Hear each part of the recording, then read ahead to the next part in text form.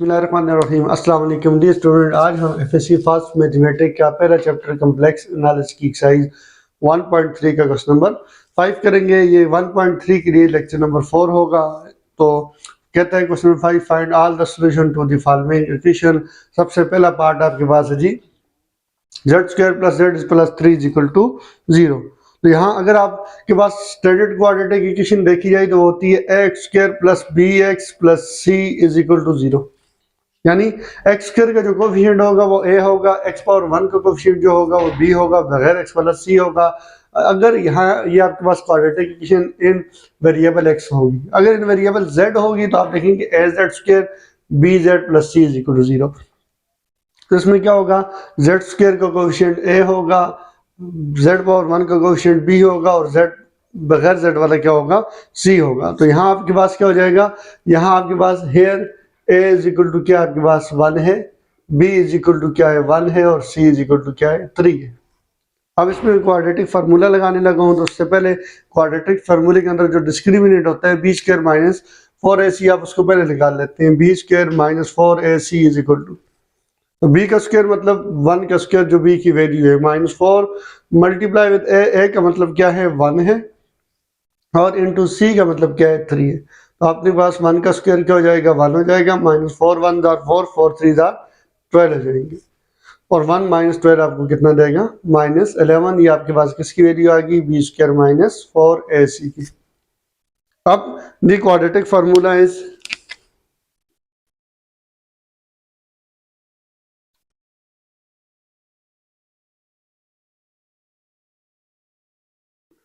Quadratic formula आपके पास क्या होता है x = लेकिन यहाँ आपके पास quadratic equation in term in variable z है तो z = होगा z = -b + -b² - 4ac √/2 है। अब वैल्यूज को पुट कर लें जी, आपको मिलेगा z = -b की वैल्यू कितनी है 1 है, यहाँ से देख लीजिए कि v1 है, प्लस माइनस b² - 4ac वो आप पहले से निकाल चुके हैं, वो आपके पास कितना है -11 है।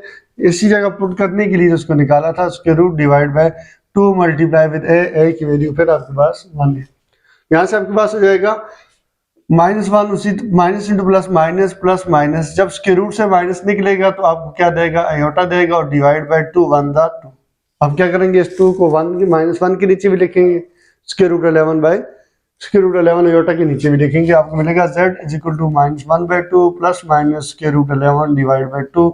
इस तरह z की दो वैल्यूज आएंगी, -1/2 प्लस √11/2 आयोटा और -1/2 माइनस √11/2 आयोटा। तो ये आपके पास इस z की दो वैल्यूज आए। तो आपने इसको सॉल्व कर लिया फॉर z के लिए, तो इसके दो ही सोल्यूशन आते हैं, दो ही z की वैल्यूज आती हैं। सेकंड पार्ट आपके पास है जी z² - 1 = z। सबसे पहले इसको क्वाड्रेटिक की स्टैंडर्ड फॉर्म में लाएंगे। स्टैंडर्ड फॉर्म आपके पास क्या होती है जी, इसमें पहले z² होता है, फिर z पावर 1 वाला, फिर बगैर z वाला और इक्वल की दूसरी तरफ 0 होता है। तो देखिए z² - 1 उसी तरह से = z को कौन खत्म करेगा -z, यहाँ भी लिखेंगे और यहाँ भी लिखेंगे। z से क्या हो जाएगा कैंसिल होकर 0 हो जाएगा, यहाँ डिसेंडिंग ऑर्डर में लिखेंगे z² फिर -z फिर बगैर z वाला = 0। यहाँ भी पास क्या होता है, हेयर a = 1 होगा, z² का कोफिशिएंट, b आपके पास z पावर 1 का कोफिशिएंट -1 है और c आपके पास फिर क्या है -1। तो यहाँ से आपके पास b² - 4ac को पहले निकाल लेते हैं, वो आपके पास होगा b का स्क्वायर मतलब -1 का स्क्वायर, b की वैल्यू है -1 -4 इंटू a की वैल्यू क्या है 1 है और c की वैल्यू क्या है -1। प्लस हो जाएगा माइनस का स्क्वायर प्लस 1 का स्क्वायर 1 हो जाएगा, माइनस इंटू माइनस प्लस हो जाएगा, 4 1 * 4 4 1 * 4 हो जाएगा। आपको मिलेगा जी 1 + 4 कितना हो जाएगा 5, जो कि आपके b² - 4ac आ गया। अब आपके पास क्वाड्रेटिक फार्मूला है जी, देखेंगे the quadratic formula is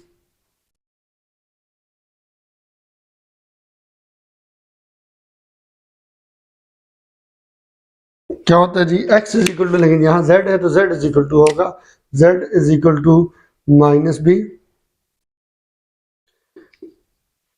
plus minus b² - 4ac √/2 है।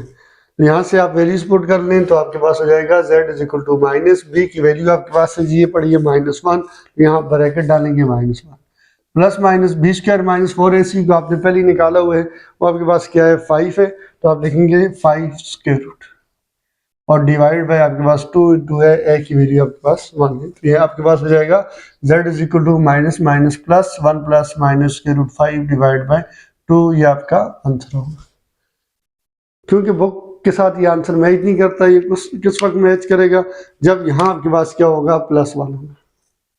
जब यहाँ आपके पास +1 होगा तो यहाँ आपके पास c की वैल्यू क्या आएगी +1 आएगी। जब c की वैल्यू यहाँ पे +1 होगी तो माइनस इंटू प्लस आपको यहाँ पे -4 मिलेगा और 1 - 4 क्या होगा -3 होगा। यहाँ बी स्क्वायर -4ac की जगह क्या आएगा -3 आ जाएगा।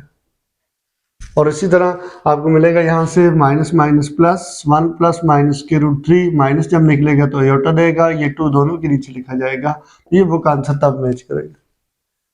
तो इस क्वेश्चन के लिए आपका आंसर यही है minus into minus +1 plus minus के रूट 5 डिवाइड बाई 2, यही आंसर है। लेकिन अगर आप बुक से आंसर मैच करना चाहते हैं तो इस -1 को क्या लिखना होगा +1 लिखना होगा। तो आपने अगर यहाँ -1 रखेंगे तो आपका आंसर मैच नहीं करेगा जी। इस तरह ये थर्ड पार्ट के अंदर अगर गलती अगर आप ठीक कर लें तो आपका बुक आंसर मैच करेगा। बुक आंसर मैच नहीं करवाना चाहते तो इसी तरह करें, तो उस क्वेश्चन के मुताबिक आंसर आपका ये आएगा। सेकंड, अब थर्ड पार्ट की तरफ आते हैं जी। थर्ड पार्ट आपके पास जी z² -2z plus iota is equal to 0 जी। यहाँ पे z² का कोएफिशिएंट a होता है तो here a is equal to 1 है जी। b is equal to z⁻1 का कोएफिशिएंट -2 और c इज इक्वल टू क्या आ गया आपके पास आयोटा आ गया।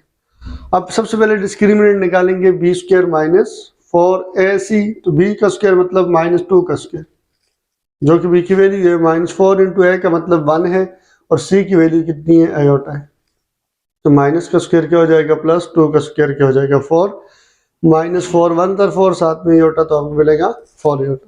अब इन दोनों में से 4 को कॉमन लें तो अंदर क्या बचते हैं, 4 को कॉमन लिए तो 1 बच गया, 4 चला गया तो आयोटा बचेगा। ये वैल्यू आपने किसकी निकाल दी b² -4ac, जो क्वाड्रेटिक फार्मूले के अंदर आपके पास यूज होगी। तो the quadratic formula is quadratic formula is आपके पास क्या होता है z is equal to -b plus minus b² -4ac square root divide by 2 है। यहाँ से आपके पास आ जाएगा z is equal to minus into b की वैल्यू आपके पास क्या है -2, तो आप यहाँ पे क्या लिख देंगे -2 प्लस माइनस b² -4c आपने निकाला हुआ है 4 इंटू 1 माइनस आयोटा, तो इसकी जगह आप क्या लिख देंगे 1 4 into 1 minus iota square root divide by 2 multiply with है और a की वैल्यू आपके पास कितनी है 1। यहाँ से आपके पास हो जाएगा z is equal to minus minus +2 हो जाएगा प्लस माइनस 4 का स्क्वायर रूट आपको क्या मिलेगा 2 और 1 माइनस आयोटा स्क्वायर रूट के अंदर ही रहेंगे, डिवाइड बाय 2 1 दार 2। तो क्या करेंगे इस नीचे वाले 2 के इसके नीचे भी और इसके नीचे दोनों के नीचे लिख देंगे, तो मिलेगा z is equal to 2 divide by 2 plus minus 2 into 1 minus iota square root divide by 2, 2 से यहाँ से भी कैंसिल, यहाँ से भी कैंसिल हो जाएगा। आपको z की वैल्यू मिलेगी जी 1 plus minus 1 minus iota square root, ये आपका आंसर होगा। अब इसके बाद आखिरी पार्ट की तरफ आते हैं जी। आखिरी पार्ट है जी z² plus 4 is equal to 0 जी।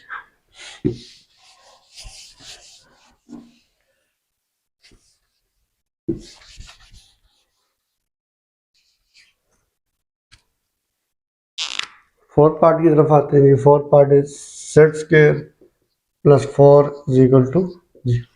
तो यहाँ देखें z² का कोएफिशिएंट 1 है, z⁻1 है ही नहीं तो फिर 0 है, तो आप देखेंगे here a is equal to 1, b z⁻1 का कोएफिशिएंट होता है तो z⁻1 है ही नहीं तो 0 होगा, एंड c कितना है 4। आप सबसे पहले b² -4ac डिस्क्रिमिनेंट निकाल लेते हैं, तो आपके पास b का स्क्वायर मतलब 0 का स्क्वायर -4 इंटू a का मतलब 1 है और c का मतलब 4 है। आपको मिलेगा 0 का स्क्वायर 0 होगा, -4 4 जार 16, तो आपको मिलेगा -16 क्या मिल जाएगा b² -4ac। अब आपके पास द क्वाड्रेटिक फार्मूला इज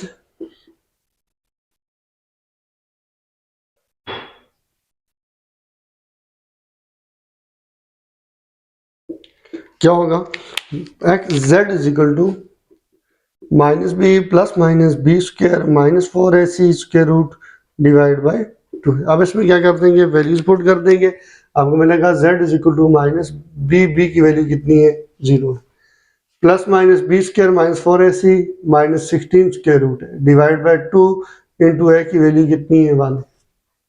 यहाँ से आपके पास हो जाएगा z is equal to 0 minus 0 0 होगा, प्लस माइनस 16 का स्क्वायर रूट 4 होगा, और माइनस का स्क्वायर रूट क्या होता है, ये होता है डिवाइड बाय 2। आपको z की वैल्यू मिलेगी plus minus 4 Etah divide by 2, क्योंकि 0 प्लस या माइनस होने से फर्क नहीं डालता, तो 2 2 से कैंसिल, 2 4 से कैंसिल होगा, 2 देगा, z की वैल्यू आएगी प्लस माइनस 2 एटा, तो ये आपके पास सोल्यूशन सेट आ जाएगा।